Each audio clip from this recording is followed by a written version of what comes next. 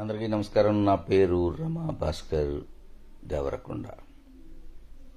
రేవంత్ రెడ్డి గారు అత్యద్భుతమైన సాహసోత్తమైన నిర్ణయం తీసుకుని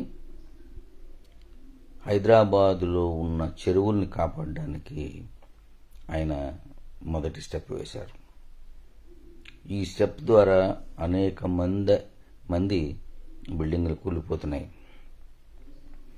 అనేక మందికి నష్టాలు వస్తున్నాయి. కానీ వీరందరూ ప్రభుత్వం దృష్టిలో ప్రభుత్వ స్థలాలను ఆక్రమించి కట్టినవారు.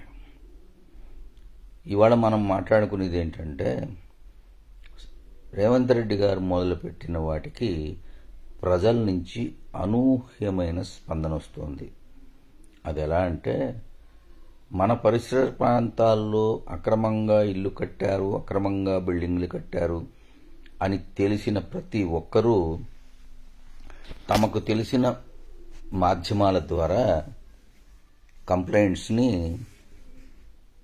హైడ్రాకు, మున్సిపల్ కార్పొరేషన్కి, సంబంధిత అధికారులకి చెప్తున్నారు. అంటే ఒక ఎమ్మెల్యేగా గెలిస్తే ఓడిపోయిన ఎమ్మెల్యే ఇంకో ఎమ్మెల్యే మీద కంప్లైంట్ చేస్తాడు. ఒక రాజకీయ నాయకుడు తప్పు చేస్తే ఇంకో రాజకీయ నాయుడు ఆయన మీద కంప్లైంట్ చేస్తారు.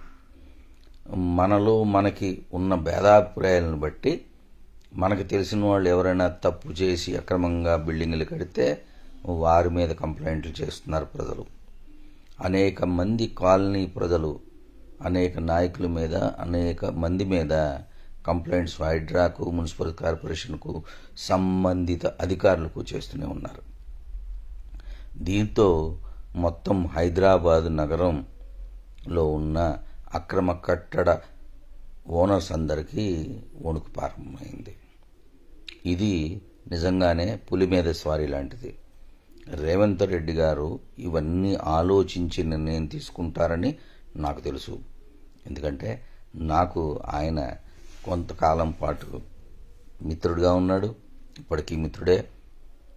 కానీ ఆయనకున్నంత ధైర్య సాహసాలు నాకు తెలిసి చాలా తక్కువ మంది రాజకీయ నాయకులకు ఉన్నాయి. రేవంత్ రెడ్డి గారు కదిపిన ఈ తేనెతుట్టే ఎంతవరకు వెళ్తుందో తెలియదు.